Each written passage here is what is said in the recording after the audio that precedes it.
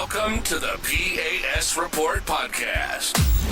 If you're tired of censorship, outraged by government abuses, and thirsty for real insights, then you're in the right place. Get ready, because here, the fight for freedom never ends. Here's your host, Professor Nick Giordano. What's up, everyone, and welcome to the P.A.S. Report podcast. It is your host, Nick Giordano. I'm glad you've joined me today. Make sure that you follow and subscribe to the podcast so you don't miss an episode.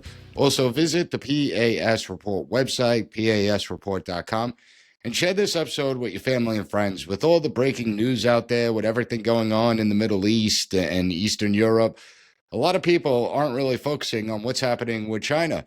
And so I want to bring in Chris Fenton, author of Feeding the Dragon: Inside the Trillion-Dollar Dilemma Facing Hollywood, the NBA, and American Business. Chris has been on the program before and has great insights when it comes to China. Chris, welcome to the program. Yeah, well, thanks for having me back. I appreciate it. And yeah, you're right on the mark. There's a lot of news going on in this present news cycle. Yeah, it seems like the news cycles today, they change every hour, where it used to be it took at least a few days. You were able to relax a little bit. Now it's just sped up. But I saw you a couple weeks ago on Bannon's War Room, and you brought up something really interesting. So when it comes to the Soviet Union, Americans were aware that the Soviet Union was the evil empire, and American media, American politicians would constantly remind the people of how bad living under communist rule was, how bad the Soviet government was, how oppressive it was. Yet when it comes to China, we don't get that same picture. Can you explain that to the audience? Yeah, well, it's an interesting point that a lot of people have cited in some of the interviews I've done recently. But the fact is, I was born in 71. So really my pivotal years when it came to entertainment content was in the early to mid 80s, right? So the VHS was coming out, HBO was coming online, and we digested a lot of films and a lot of television content. And if you think about where the U.S. was in terms of the Soviet Union and what that relationship was back then, we were painting them as a true enemy of our state, as a system that we did not agree with, something that countered what democracy was. And in the entertainment content that we created, we helped propel that narrative, helped amplify that message. So when I think about the way I pictured the Soviet Union as a kid, I don't think I ever knew the sun came out in the Soviet Union. In fact, it always seemed rainy, drizzly, maybe snowy. I don't think I ever saw a particular Russian or somebody living in the Soviet Union with a smile on their face. It seemed like there was always military vehicles going down the streets of Moscow. It was a very bleak picture, very dismal, and something that really showcased the fact that, hey, in the Western world, we have democracy. This is where you want to live. This is the best system to live under. And look at what the Soviet Union is living with. It's terrible, right? And we don't see that at all when it comes to the way entertainment content projects China, or even the way the news typically does. It's usually blue sky. There's usually no pollution. There's definitely no crime. You would never see a policeman not catch a criminal there. There's all kinds of gleaming infrastructure showcased. Obviously everybody knows about their high-speed rail and some of the amazing gleaming, shimmering cities of the modern era. So it's very different. And if you ask a kid nowadays how they look towards China and how they see the image of what they believe that system is, it's way different than the way we were projected what the Soviet Union was. Yeah, that's why you have some morons that will walk around with little Mao stars, the Mao t-shirts and the Mao handbags. Why do you think that is, though? Why do you think that we haven't pushed the idea, hey, communism's still bad. We might work with the Chinese. It's obviously a mutually beneficial relationship to a certain degree, and we depend on them and they depend on us. But why do you think we don't actually go down that road and project what China is really about? I mean, 16 of the 20 most polluted cities in the world are all in China. Yeah, I think it all comes down to money. Honestly, if you think about the market and the golden goose that market represents for all multinational companies, especially ones that are headquartered here in the United States, huge revenue growth and projections, and the way those companies talk about their future prospects have to do with the way that China market operates and the way they're penetrating it with their products and services. So if you're a Marriott and that is your golden goose, the last thing you're going to do is portray Taiwan on your website as a different country than China. The same thing for Burberry, the same thing for the airlines, the same thing if you're Elon Musk. You're never going to talk ill about that China market because Tesla's revenues and profits highly are dependent on that particular market. And the same is true for the entertainment business. For a long time, that was the golden goose of the way our box office was going to grow around the world. And as we've seen recently, it's started to decay as far as the market is concerned for us. You bring up such a great point because one of the things that I constantly remember is John Cena. When John Cena referred to Taiwan and there was this big brouhaha, and then he had to put out a video speaking in Mandarin, apologizing to the Chinese people. It was like a hostage video. And I'm sitting there like, here's a guy that has multi-million dollars. I mean, probably well over $100 million. And yet he's pathetically groveling to the CCP. And why? I mean, from a business point of view, I understand it. From a pride point of view, I can't even imagine. But as far as the entertainment industry goes, and obviously business, you could understand that they want access to a 1.4 billion person marketplace. That makes sense. But as far as a governmental and political perspective, obviously China is our biggest competitor. Obviously, China is the one that can compete with us the most to dethrone us as the sole superpower of the world, maybe moving into a bipolar world. Why do you think our government hasn't really shined the light on what communist China is really about? Well, I mean, for one, in 1971, when Kissinger and Nixon went over there to essentially open completely frozen relationships with China, the belief was that by opening that market, it would spread the aspirational qualities of democracy throughout that communist country and open up trade relations that would help project this better relationship between the two countries and also open up a market for all our goods and services to be exported to. So for a while, that really became a reality that worked. And if you look at, for instance, John Cena, for instance, even cut to whatever that was, 2017, maybe something like that, 2018. Something around there.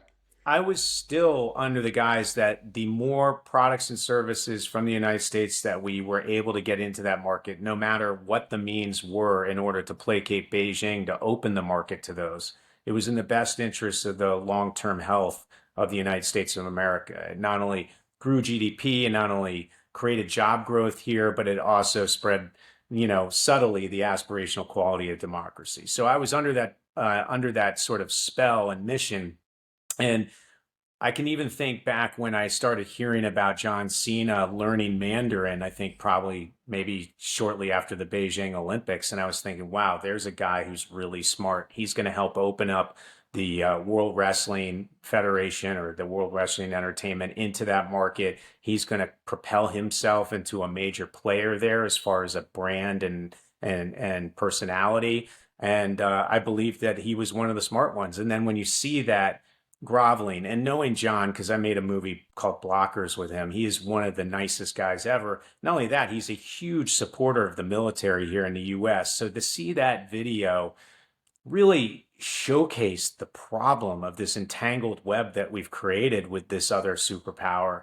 And the fact is, we can't pretend they don't exist. They're going to be around forever. But we can start to realize is that they're not going to overthrow the system that's been there since 1949 and sort of the system that it's been under since even in the emperor days.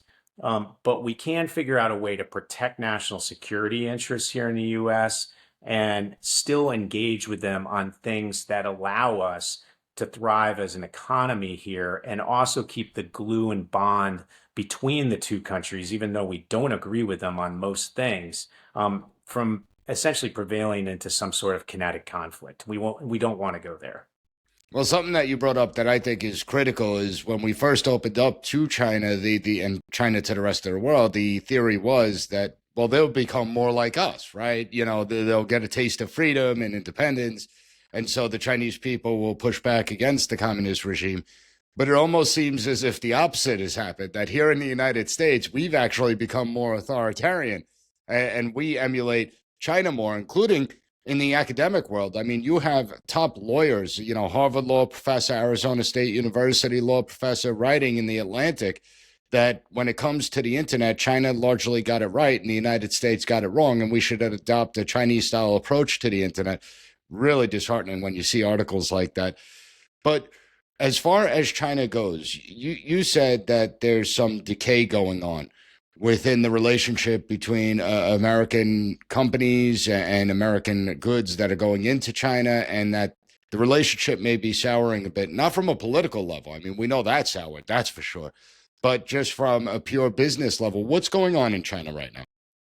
Well, there's a lot going on. I mean, first of all, there is a lot of tension between the two countries. So there is a sort of a underlying current of anti-American sentiment, probably the same way there's a bit of anti-Chinese sentiment here in the US. Now, obviously, I don't think that's based on necessarily racism. I think it's more based on this sort of nationality and this purpose of nationality between the two countries that rally around the flag and rallying around what Washington, D.C. thinks is the right way to maneuver and the right way Beijing wants their populace to look at the world, right? I mean, I have plenty of Chinese friends.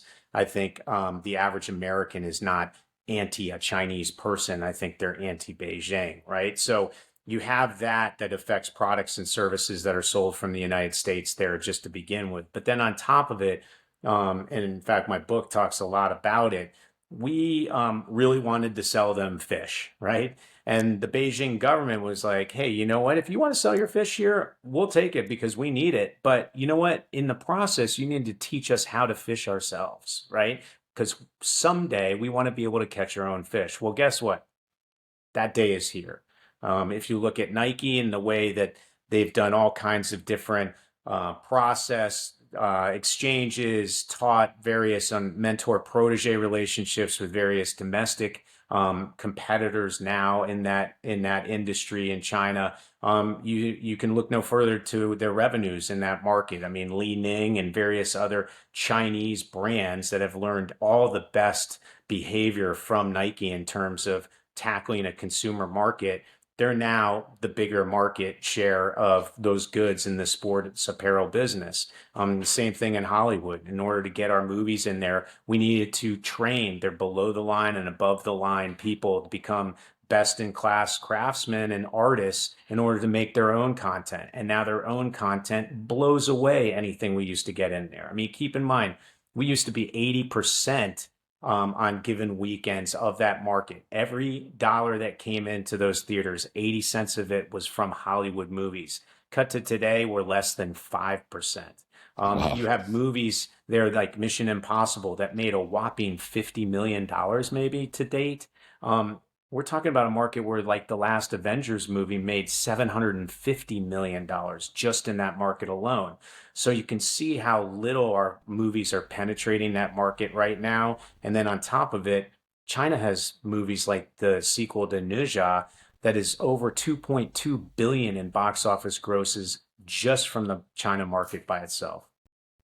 Yeah, so China is definitely becoming more independent in that way. It reminds me of Japan when, after World War II, we brought the Japanese here and taught them how to manufacture cars. And so they did it. They ended up doing it and building very high quality cars, better than ours in the 1970s and 80s. And that's why a lot of people started buying Japanese cars. So it's a similar type of event that we taught them how to do this stuff, and now they're excelling at it.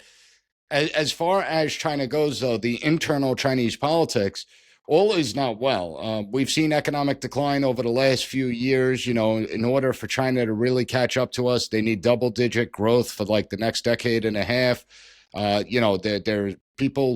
There's speculation out there that Xi Jinping is on thin ice. What's your thoughts? Is that true, or is that just rumors swirling that he may be on his way out as the Chinese leader? That the Communist Party is sick of him because he made himself bigger than the party itself, and that's a big no-no in communism. I would say, I mean, no one knows for sure, but I would say that's just rumors swirling, particularly amplified in the Western world, trying to weaken his position. But the fact is, you got to Almost realize. like Putin's dying of some sort of disease for like the last 15 years, but he's still kicking. Well, that's exactly the case. And I've never been to Russia and I don't know much about that country, but I do know that they have a very tight control over the news and information that their citizens digest. So if you think about, say you have an in-law or somebody who only watches Fox News all day long, right? They have a certain opinion of the world. Or if they only watch MSNBC all day long, they have a certain opinion of the world. And it's almost impossible to penetrate the way they view things. Well, imagine a country like China or like Russia, where there's no MSNBC or Fox that essentially has different perspectives. It's all just one news source, one information source. So it's almost impossible to get anybody um, believing that the system doesn't work for them when their only news and information is being disseminated in a way that says your system's great. And then they amplify what they see in other systems around the world as systems that aren't working. Every time we have issues here in the US, and I can tell you that all our riots or protests or whatever you want to call them around, No King Day or the immigration issues, those are getting blasted and amplified inside the China market. And the average Chinese person's digesting that and going, wow, I'm glad I don't live there. I'm happy I live here. And China is really good at making sure that propaganda sticks with their people and they know how to flip it quickly if there's any sort of unrest kindling that's starting to flare up. Well, that's an excellent point, and hardly anyone ever speaks about it. So I'm glad you actually brought that up. That they see whenever there's unrest here, no matter how mild it is, that they show their own people. You don't want a system like that. It's all chaotic. It's not stable, even though it is very stable. Obviously, we've been around for 250 years. We've had our problems. We've had our ups and downs, but we're still strong.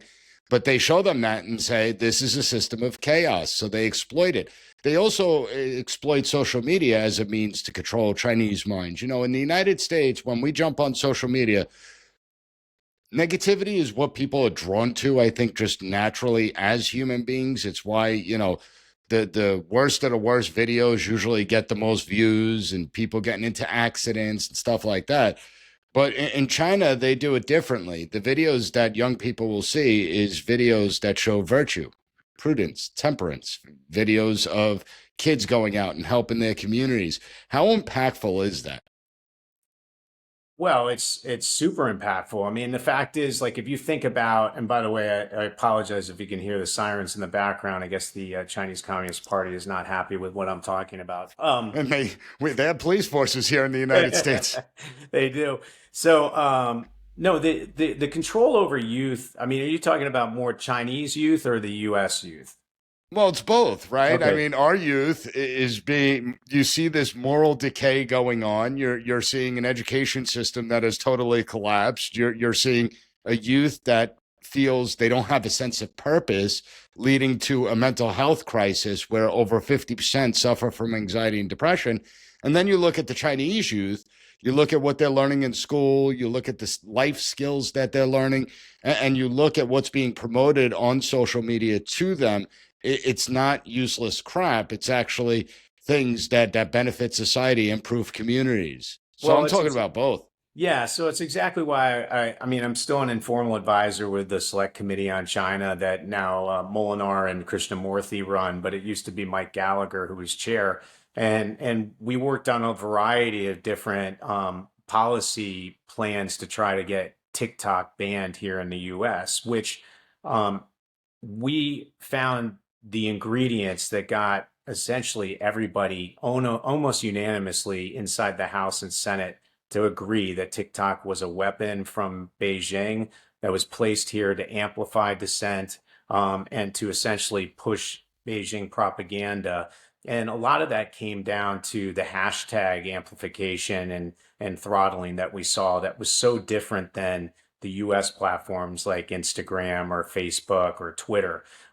They were amplifying things that would divide us as much as possible. And when you consider that under 35-year-olds, about 40% of them get only their news and information from TikTok, you realize how powerful a weapon that can be in the world of propaganda and soft power. Well, Chris, I just got to jump in for a minute because I think you'll appreciate this. So, in my classroom, when that TikTok ban discussion was going on, I've never seen my students so animated, so talkative, right? Students that never said a word the entire semester, all of a sudden they like spring to life when I bring up that topic. And as we're discussing whether it should be banned or it shouldn't be banned, and they're speaking amongst, I start laughing to myself. And one of the students says, "Well, what are you laughing at?"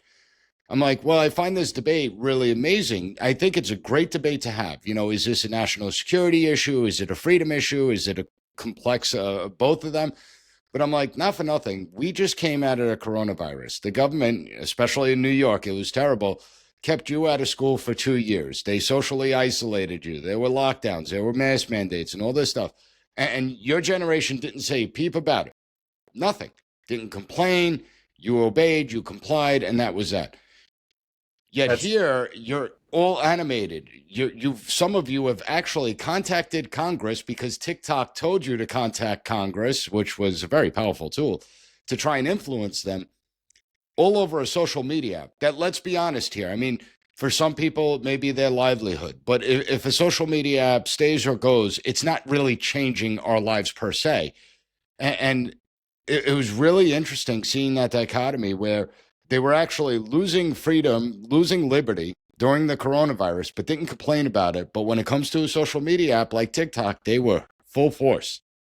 Yeah, and I had the same phenomenon in my USC class. I mean, I think I had, roughly 20% of my students are Chinese. So they had an interesting point of view, which was they pretty much digested things on that platform through the Chinese version of the platform called Douyin, which is very focused on various shorts and videos and information that helps propel the young generation to contribute to society, whether it's math lessons or ways to work on a computer to be more productive at school or at work or whatever it is. I mean, it's all about benefiting that system and benefiting society. And they don't allow most of the videos that we digest on TikTok to be seen in China. In the US, students did not like the idea of TikTok being banned and saw this as a First Amendment issue. But when you look at the fact that you had bipartisan consensus both in the Senate and the House, Supreme Court upheld the law, and you had the executive branch sign off on it, and it's still around, it shows what a tangled web we have with the Chinese, and the fact that nothing's easy in terms of trying to decouple, even in the most national security sense. And by the way, the worst thing is I do think this propaganda weapon that TikTok is, but then on top of it, the bottleneck that we created starting, say, 15 years ago when it comes to rare earths and magnets that China now completely controls over our national security infrastructure as well as our automobile infrastructure is insane, right? But we have a lot of these tangled webs that we just simply are trying to figure out how do we untangle them and how do we do it in a way that doesn't completely decimate our, economy. And then on top of it, how do we do it in a way that doesn't create a full out kinetic conflict with China? So very difficult. And the fact that I still see friends of mine, believe it or not, in the entertainment business taking jobs at TikTok after it's been seen as a massive weapon of espionage and also propaganda for one of the four foreign adversaries as dictated by Washington, D.C., right? There's four of them: North Korea, Russia, Iran, and China. Imagine if TikTok was an Iranian platform or a North Korean platform or a Russian platform. Would we still have it playing here? No, I don't think so. Well, I mean, one of the things that surprises me is the fact that the for sale, there's a lot of money. I mean, Kevin O'Leary, Mr. Wonderful, wants to put up, several $100 billion to buy it, and yet still nothing has moved forward. It really shows you the power. And the rare earth mineral, I just did an episode a few weeks ago, how over the last 6 months, the United States has found an enormous amount of rare earths right under our feet. It's a gold mine. Could help pay down the national debt. Yet, because of the bureaucracy, who knows if we'll ever exploit it and reduce our dependency. However, that dependency does keep us safe because you brought up something critical about, getting into kinetic war. If we don't rely on each other, war could be more likely. If we have dependency, if they are dependent on us buying their products and we're dependent on them making the products, war is less likely. What are your thoughts? Again, whatever all the breaking news of the Middle East and Eastern Europe with Russia and Ukraine, what's China's views on these conflicts? How does China see this as far as the geopolitical world stage goes, what's taking place, and where they see themselves? Well, no one knows for sure what's inside the standing committee or Xi Jinping, but I can tell you just from experience, it's usually about self-interests, right? They have 1.4 billion people. They need to keep just happy enough that they don't revolt, and they have massive scarcity issues there, whether it's water, food, minerals, energy, other resources, right? So they need to count on the rest of the world in order to get enough for their populace so that they don't revolt. They have all of what they need and they have a little bit of what they want, or that belief that they can aspire to get a little more of what they want. So if you look at the Iranian conflict and how that plays into it, there's scarcity issues that Iran solves is through oil. 90% of Iran's exports in the oil industry go to China. So that's why we've been seeing these planes taking off from China, heading to Iran. No one's been able to confirm exactly what's on those planes, why the transponders are being taken off, why they're trying to do this without anybody noticing. But of course, we do. Are those arms shipments? Are those resources of some other capacity? Are they essentially getting into this conflict through some sort of proxy? It's hard to tell. I can tell you that China has probably no interest in being directly involved, but they will need to if they suddenly find that they can't get the resources they need in their scarcity needed economy. But do you think, like, given China, we all know that China wants to emerge on the world stage as almost a co-equal to the United States. Are you surprised that they haven't tried to push for peace talks, maybe in Russia and Ukraine? Oh, the United States can't pull it off, but we can because we have that power now. Are you surprised that they've been relatively quiet on these types of issues? Well, if you look at the strongest military industrial complex on earth, it's obviously the US. If you look at probably the second, it's Russia. And if you look at what's going on in Ukraine and where Ukraine's getting a lot of their resources to fight this war, it's from us, it's from NATO, it's from various other Western democracies and allies.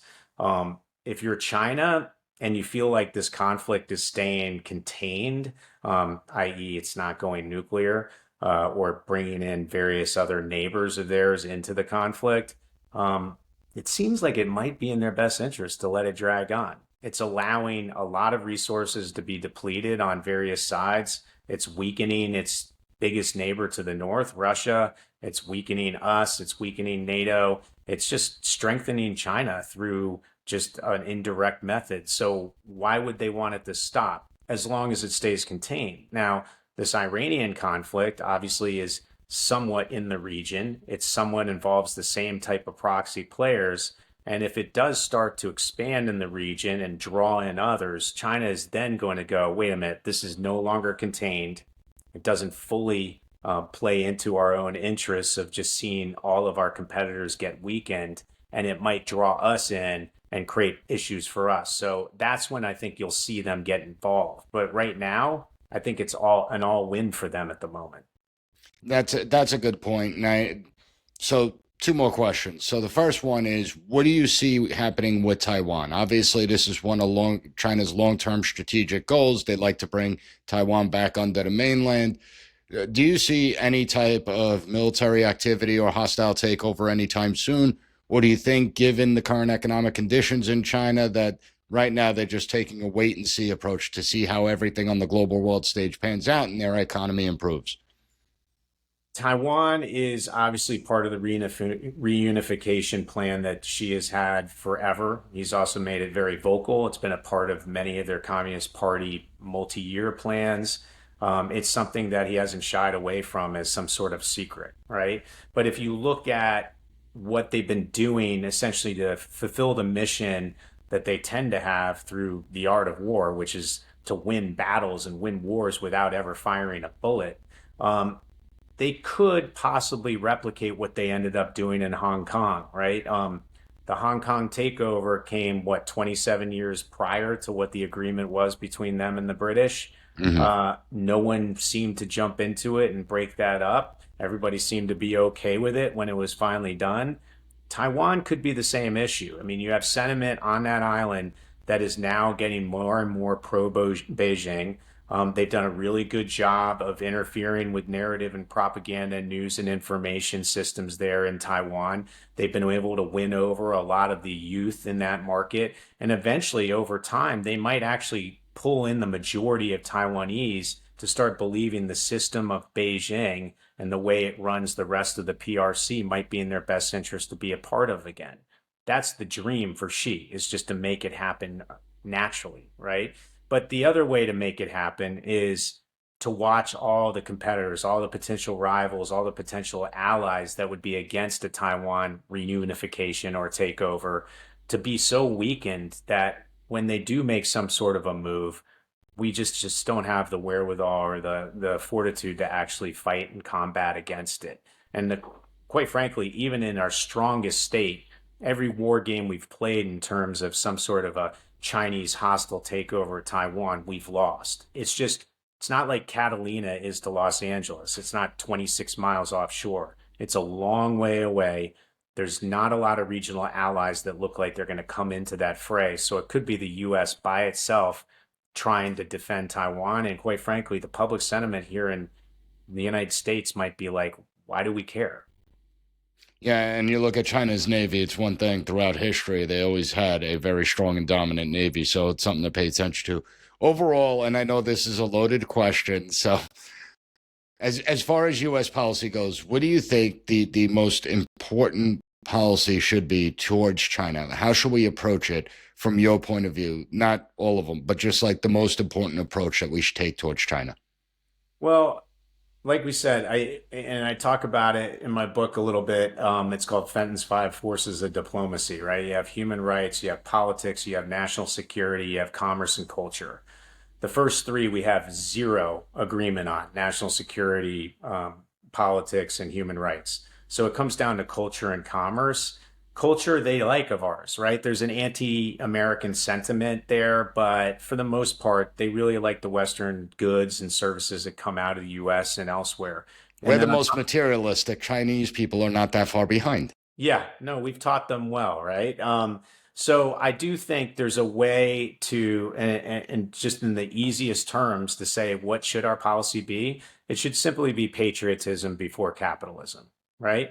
Nothing wrong with having capitalism working between the two countries. I think it's great as far as keeping us from kinetic conflict. We just need to remember that we need to be good stewards and patriots of the United States of America and put national security and national interest prior to any sort of reckless capitalism between the two countries. So we need to really protect our supply chains, make sure that anything that's really vital for our country's welfare is protected either here on shore through manufacturing or with really close allies. And then we shouldn't be trading various parts of our infrastructure and industries to China that could be used against us someday in a competitive or even in a military kind of way. So patriotism before capitalism, and everything works itself out. Yeah, don't sell them farmland. That's usually a good idea.